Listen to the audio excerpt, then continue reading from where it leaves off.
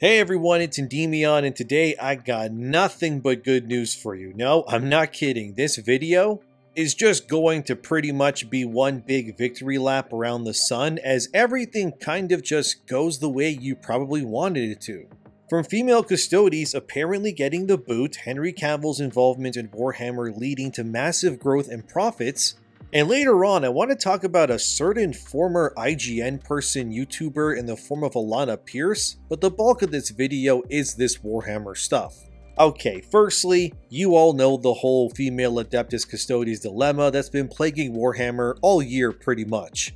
It all began when Warhammer's official accounts confirmed that yes, female Custodes are real, they exist, and they are here to stay.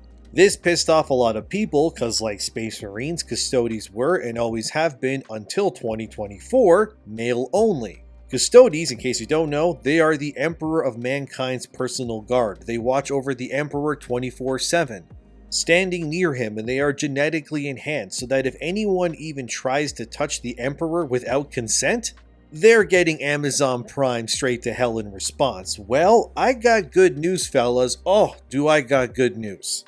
So I was notified by this from two sources. Firstly is Wokehammer Els on Twitter. Shout out to him for doing what he does and fighting the good fight. Definitely follow him. And another YouTuber named Marshall Beaumont, hope I said that right, who I originally heard this from as well. All screen caps and such that I will show you now were discovered by these two sources. I'm not going to act like I found them myself because I didn't. Okay, so there's a book called The Ultimate Guide to Warhammer 40K, which, as you would expect based on the name, compiles a lot of things about the franchise for fans to read and recite over. The book is written by Guy Haley and Gav Thorpe, a little bit on the writers too, because this is important. These dudes are senior writers at Games Workshop. Guy Haley is the head of lore at Warhammer as well, so this guy obviously knows his stuff. And Gav Thorpe has been working at Games Workshop for a really long time. Suffice to say, these dudes, they know their stuff, so here's what was said officially in the Ultimate Guide to Warhammer verbatim, so let's look at those right now, and it says, as a legion of exceptional individuals, the Adeptus Custodes are less regimented than other Imperial forces, with promotion based entirely on merit. The Captain General leads, aided by a group of 10 tribunes. Below the tribunate, commanders of individual forces are known as shield captains. Armies or shield hosts are formed from across all 5 orders. Dozens of other sub-organizations, brotherhoods, and groupings run through the orders, such as the Companions, Wardens, Shadowkeepers, or Solar Watch. Some are entirely ceremonial. Others have genuine military application, while many simply exist to acknowledge the talents or deeds of their members. In this way, the Custodians keep their true structure impenetrable. So far, we're seeing a lot of the gender-neutral terms kind of getting thrown away, like brotherhood being there instead, which is great. But here's the zinger, and the part of this video where you guys should probably screenshot this next excerpt to throw it in the face of woke freaks. Let's read it now, and it reads.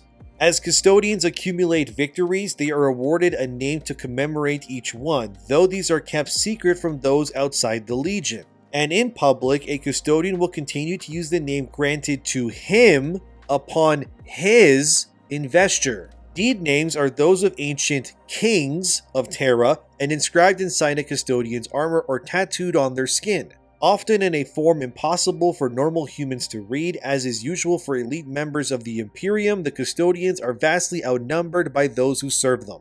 For example, their histories are recorded in huge illuminated tomes created by dedicated scribes. It is a great honor with a heavy price, for the servants are rendered mute, so they may not speak of the secrets they know. Ah yes, dear viewers, let us celebrate. Everybody gather around so we can all relish in this victory. As you can see, the official codex that has been updated now refers to Adeptus Custodes as simply he or him.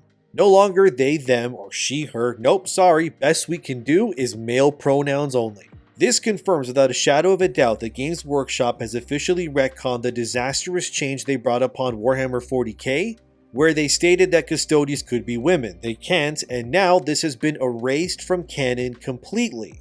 What does this mean for the female custody in the tithes, you may be asking? Good question.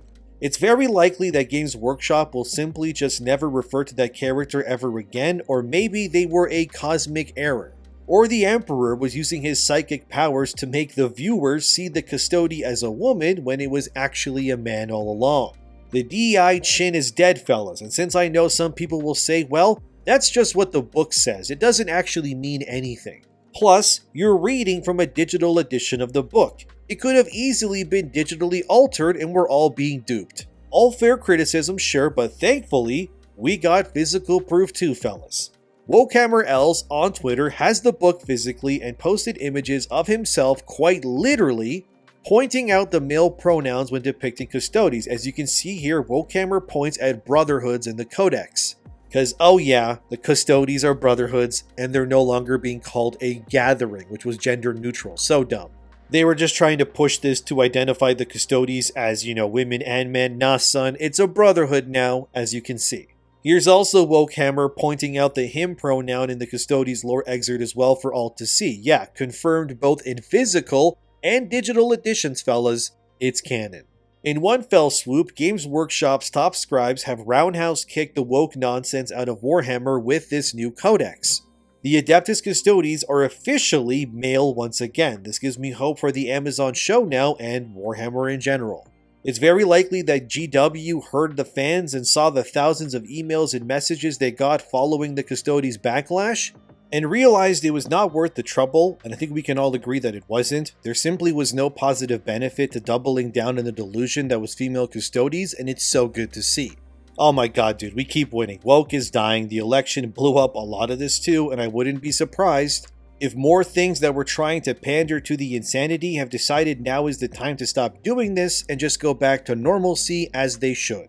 It's obvious that GW needed to fix this, as I saw plenty of posts on my previous video concerning stores boycotting Warhammer merchandise that any and all stores people have gone to, the Adeptus Custodes merch was gathering dust on the shelves.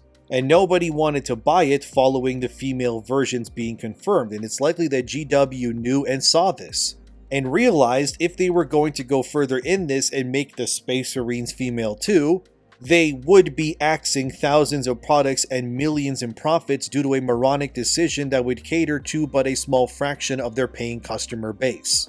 As some have said online already, this new Codex book is pretty much 9/11 for woke Warhammer fans. They lost, guys. They can paint their figurines with gender flags and pronoun nonsense. It is all what it's always been. Performative nonsense that nobody cares about, not even Games Workshop.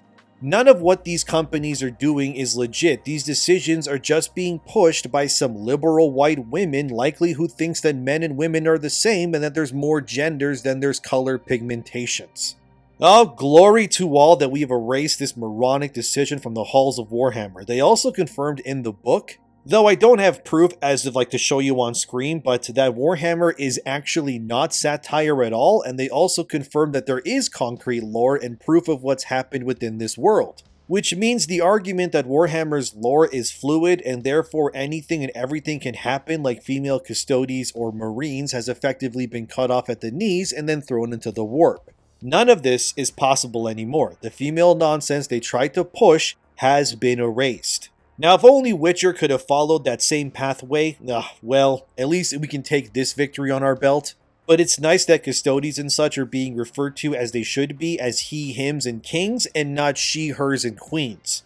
I thought this news would make you all happy, and of course that's why I had to share it with all of you. So please spread word across wherever you are that Games Workshop has begun to see reason and are now actively working to fix the moronic woke elements of their franchise in less than a year since they were introduced. Beyond this beautiful news, there's more about Warhammer and the TV shows and movies and all of that too. This comes from Fandom Pulse, Games Workshop stock soaring after Henry Cavill Warhammer 40K show announcement. Even though fans say retail store brands are losing ground. Yeah, so since the whole Henry Cavill thing, Games Workshop stock has kind of exploded a bit. It has gone up around 40%, if you can believe it, since the official announcement has confirmed that the show and movies are indeed coming now. Following almost a full year of conflicting reports, Games Workshop finally confirms it themselves, so that is good news. And I do find the announcement of this live-action universe and the timing of the official codex confirming Warhammer is going to be more based to be a really interesting combo here. If you had asked me just a few days ago, I would have wagered a Warhammer show would definitely have female Space Marines in it. But now seeing how they have remedied the Custodes nonsense, I'm not so sure. We may actually be back, fellas. And we could be seeing actual authentic representations if this all pans out. I don't want to get too excited, of course. But like I said, this video was full of plenty of good news. It seems that GW was banking on the confirmation of the live-action series with Henry Cavill to boost their worth, and yeah, it's doing just that. And all I'm seeing is what I keep telling these companies and publishers to do. See what happens, you dummies. When you just give people what they want. You just had to change some wording in some paragraphs, and immediately people are clapping for you. Now you can confirm that Superman Geralt of Warhammer is your main guy in your live-action universe, and now your stock increases by 40% in a matter of days. It has dipped a little bit since this article, but the fact remains that Games Workshop is currently feasting and eating good this Christmas season. Although yes, the looming boycotts of stores are still a problem, as quite a few of them have still removed all their Warhammer merchandise. One user, as Fandom Pulse showed in their article, said this about their local store as well. My local Games Workshop has rebranded and is now just Games Store. They have been empty since the female Custodes crap. This is in England. Of course, I can't confirm whether what this person said is true, but based on what this user is saying, yeah, the female Custodes thing has had awful ramifications on profits for obvious reasons. We need not concern ourselves with what these woke freaks want, cause really, all they do bring as always is ruin.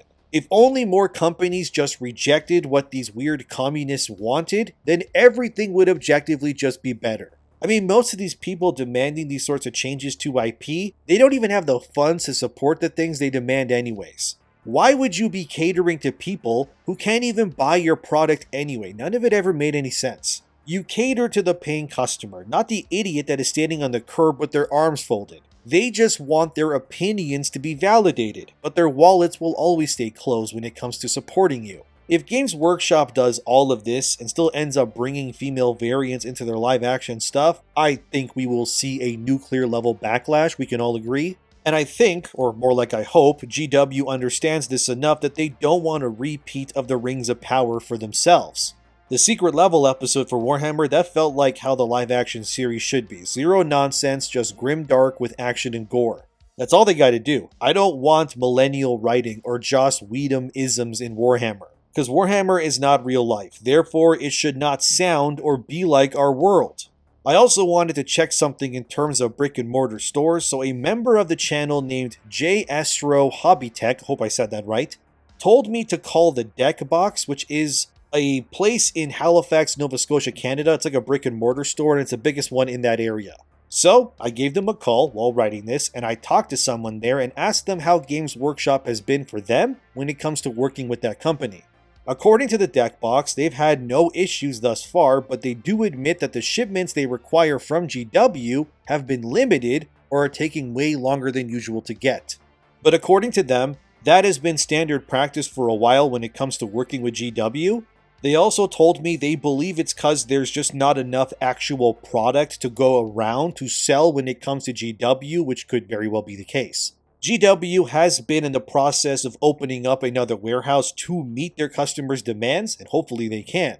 But I mean, if they can confirm and then stick to the Custode thing, I'm sure this will move some of that older product off the shelves too as well. But like I said in my previous Warhammer video, Games Workshop is doing great, man. Their profits went up around 12% from last year already. The company brought in about $688.7 million from $616.8 million last year. Sales in North America were up 10% from $238 to $256 million from last year too. Games Workshop also opened another 13 stores, bringing the grand total of officially licensed stores to 185. And their tax profit increased from $174.5 million to $197.2 million. And Kevin Roundtree, who's the CEO of Games Workshop, also answered some questions about their notorious global shortages, where he said, Roundtree addressed some of the logistics and stocking problems the company has had in the annual report. In North America, he pointed to an old IT system that fails randomly and causes the company to fail in its service goals. The company has purchased another 25 picking robots for its Memphis warehouse to improve throughput, Runetree said, and accomplished a warehouse move to a new facility in the first half of 2024 without drama. The company also plans a complete changeover from its legacy IT system worldwide, but it didn't sound like the move is imminent. So, the CEO claims the reason why orders aren't fulfilled or recognized is because they're having software problems. But the fact that this isn't something that they're prioritizing to fix, that's wild to me considering just how important it is. And it's clearly leading to physical stores dropping their products altogether. The report also claims that GW's sales slowed down in the first half of 2024 compared to the second half, which makes sense since the female Custodes thing was confirmed in that first half. I would wager the higher second half had to do with Space Marine 2 specifically, bringing the IP to far more eyes than usual. But so far, as I can tell anyway, it seems that Games Workshop and Warhammer are in a really good position going forward into 2025. The female Adeptus Custodes are dead as a concept, the Henry Cavill involvement is rightfully boosting stock prices due to his involvement, and this doesn't even include how well Space Marine 2 is doing as well, like I said.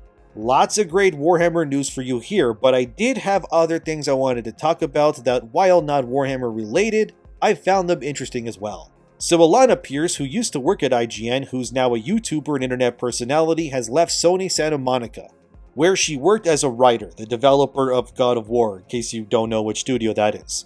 Anyway, Alana left. The reasoning is that she has a terminally ill family member and she has to take care of them, which sucks, but it is what it is.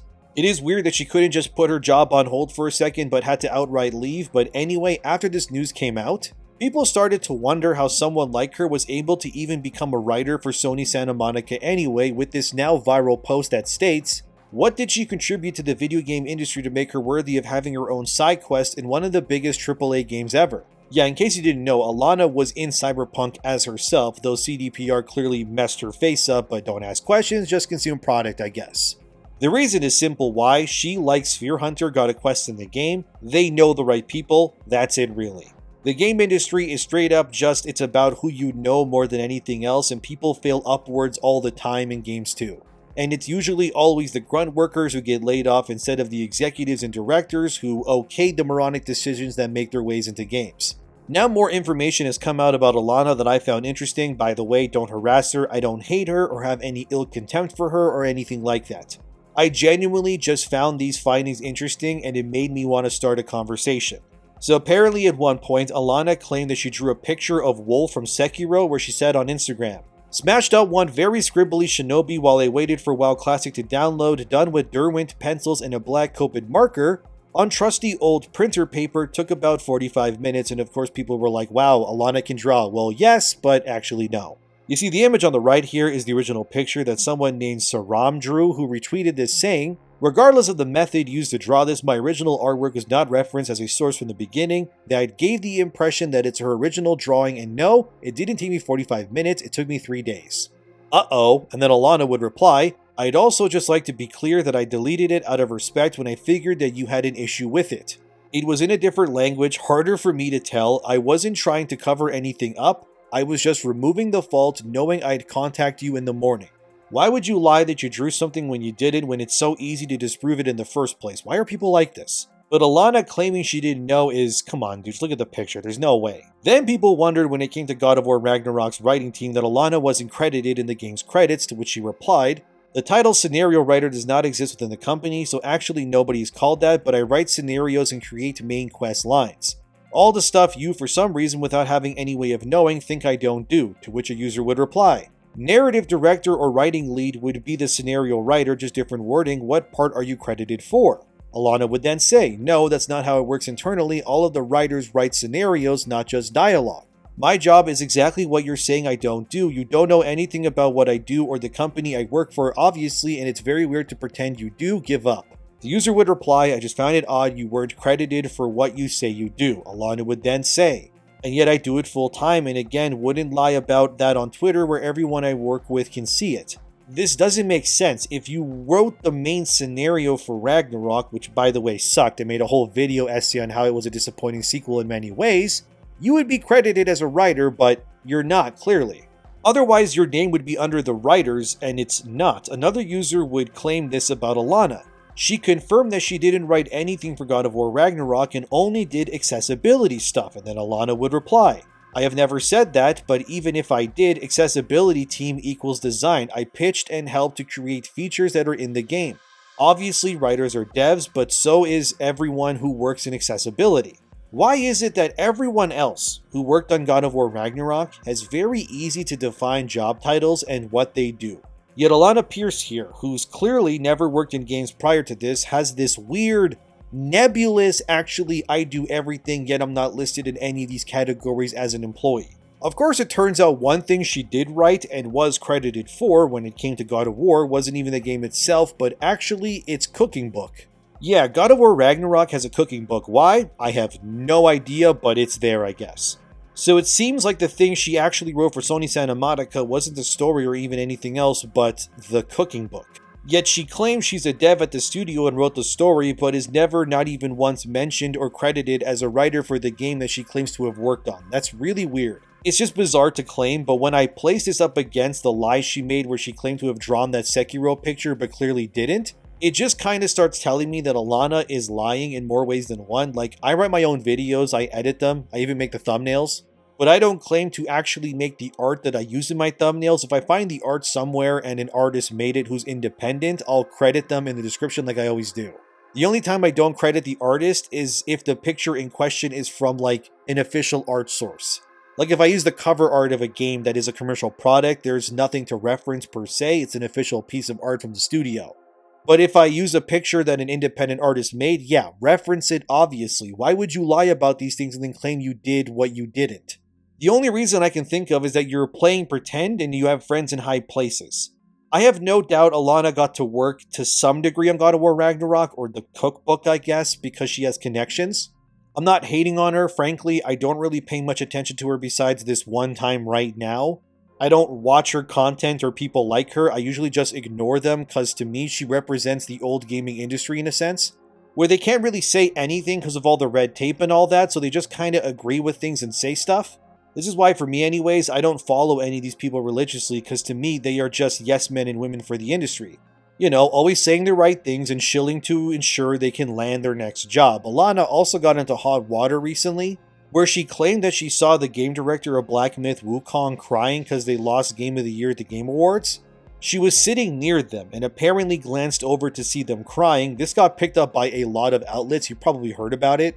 And eventually it led to someone who was sitting with the Wukong devs to respond, to which they replied, "It's obvious that she mistook someone else since I was with the game science team the entire time during those days, including the TGA night.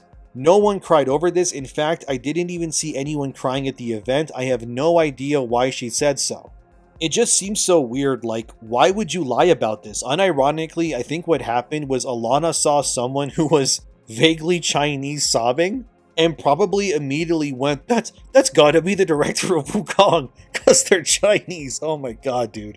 So, is Alana saying that all Chinese people look exactly the same? I mean, maybe, a little racist if you ask me, but hey, if this lady is willing to lie about her own drawings and can't, no matter how many chances you give her, is unable to give you a straight answer as to what she apparently did at Sony Santa Monica, does this really surprise anyone? Now she says a director was crying because she saw a Chinese person sobbing. Like, you can't make this up, man. Jesus Christ. I just found this story interesting and honestly more stupid than anything else. There's no need to lie about these sorts of things. And if someone can't answer you as to what they do at a company, chances are they don't do the thing they claim to do. It's like asking a scammer for a straight answer. It's never going to happen. She could have presented examples like I wrote this quest or this story here. Instead, it's just, you're wrong, I'm right, gaslighting, also I'm not in the credits, also every Chinese person looks the same apparently. I just can't believe that's a real, oh my god, dude. Let's just move on. This video's almost over, let's just move on. Oh my god, and I can draw, but not really. I just trace a picture for Instagram likes. What the hell is going on? Oh my, it's just bizarre, man. I don't know. Anyways, that's enough for now. Besides the stupid story, the Warhammer stuff.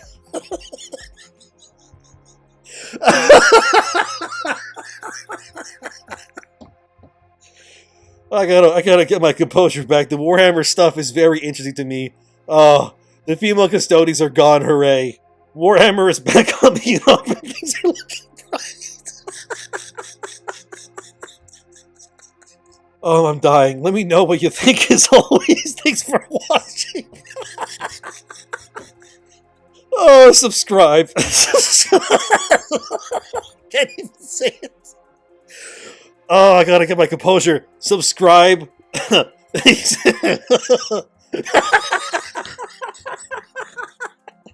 Oh, Jesus. Thanks to my patrons and members. And I'll see you in the next one. Oh my god, dude.